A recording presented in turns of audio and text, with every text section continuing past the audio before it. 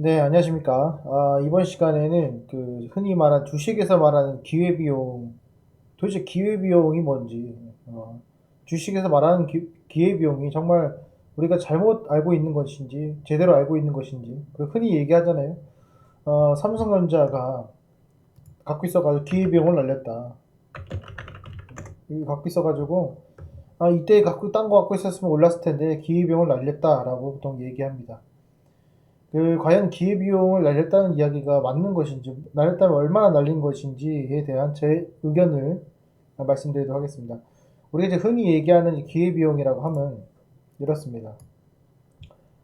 어, A라는 것을 일을 하고 있었는데 A라는 사람이 선택을 합니다. 일을 나갈 것이냐, 어, 영화를 볼 것이냐, 쉬고 라고 했을 때 영화로 13,000원을 봤어요. 돈 주고. 그러면 이제 기회비용이라는 것이 내가 어떻게 계산해야 되냐면 내가 여기 실질적으로 썼던 비용 13,000원하고 내가 영화를 보지 않고 일을 했을 때 버는 돈 예를 들어 10만 원이라 칩시다. 네. 그럼 10만 원 해가지고 11만 3천 원이 기회비용이 되죠. 근데 이거를 잘 생각해 보시면은 이 기회비용의 핵심 중에 하나는 뭐냐면 충분히 예상 가능한 거라는 거예요. 예. 충분히 예상 가능한 범위라는 겁니다. 지금 무슨 말이냐면 내가 언제든지 일을 하면은 10만 원을 받을 수 있다는 확정입니다. 확정. 그리고 영화도 내가 영화를 언제든지 볼 수 있고 그 영화를 봤을 때 이 13,000원이라는 가격도 항상 일정하기 때문에 지금 현재 그 시점에서 그렇습니다. 근데 이걸 이제 주식에다 적용하니까 어떤 일이 생기냐면 이겁니다. 어, 흔히 얘기하는 우리가 이제 기회비용을 날렸다라고 표현을 할 때 이 투자에 대해서는 잘 쓰지 않습니다. 왜냐면 뭐 투자에 대한 것은 확정적인 게 아니기 때문이죠. 그러니까 다시 말씀드리면 A가 있고 B라는 종목이 있다고 칩시다. 그런데 내가 A에 투자를 했어요. A에 투자했는데 A는 그대로 가만히 있어요. 가만히 있는데 B가 막 올라갑니다. 그러면은 내가 봐왔던 것이 이제 A와 B였으니까 야, 내가 저거 B를 했으면은 이익을 봤을 텐데 하면서 B의 차익만큼 이 만약에 10% 올랐다 그러면은 내 투자 금액의 10%만큼을 뭘로 환산을 해버리냐면 기회비용이라고 환산을 해버려요. 그래서 A가 갖고 있는 사람이 상대적으로 A 종목을 갖고 있는 자신이 상대적으로 박탈감도 느끼고 손해본다는 느낌이 드는 거예요. 그런데 재밌는 사실은 내가 알고 있는 종목이 안 올랐어요. 그러면은 기회비용이 안 늘렸다 생각합니다.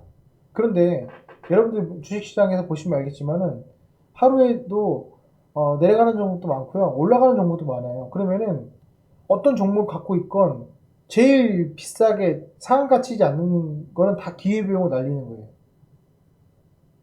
그렇지 않습니까?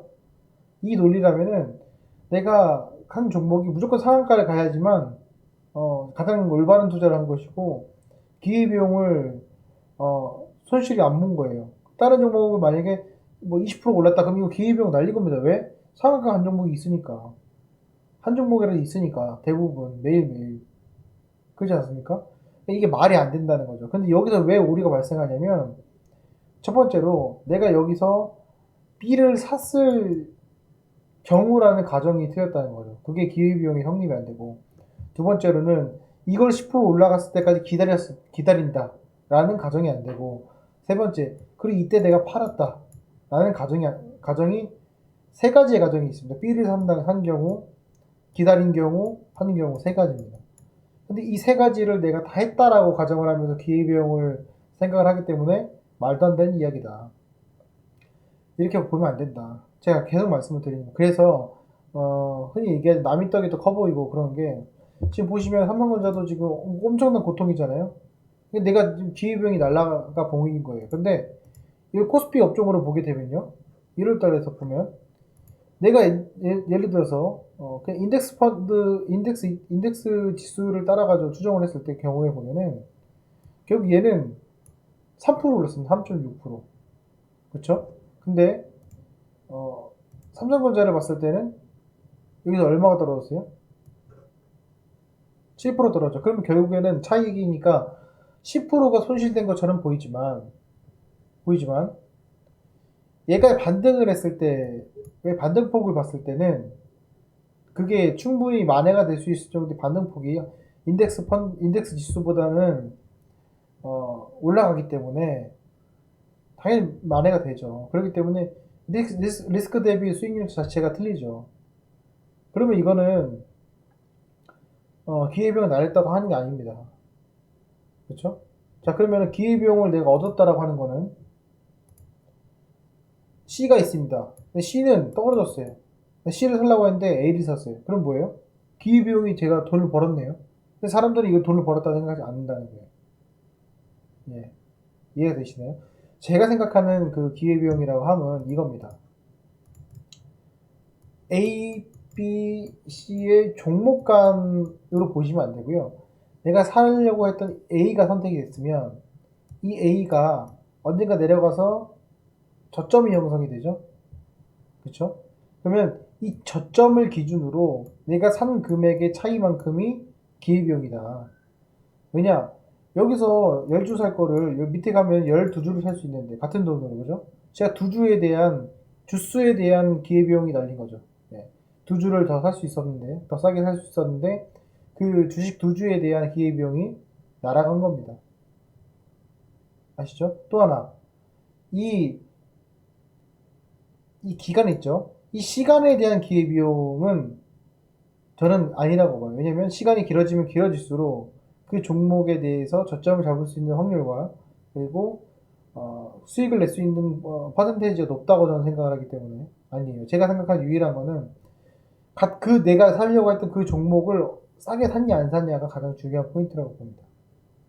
그래서 기회비용을 여러분들 날리지 마시고 왜 자꾸 비싸게 사는지 이해가 안 되지만은 그게 이해가 안 될 때까지 그 음봉 매수와 저점 매수를 하셔야 됩니다. 이 흔히 말하는 주식시장에서 종목 토론 게시판이나 이런 데서 나오는 기회비용들 이동 갔다가 딴 데 갈 걸 내가 여기 물려가지고 뭐하나 라고 하는 것들은 정말로 바보고 천치 같은 그런 이야기라고 볼 수 있어요.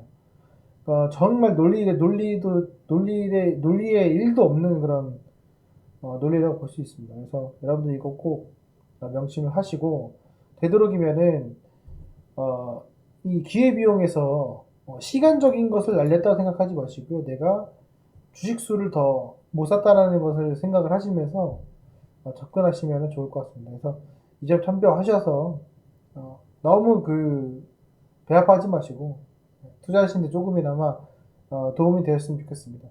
주식에서 가정법은 없습니다. 예.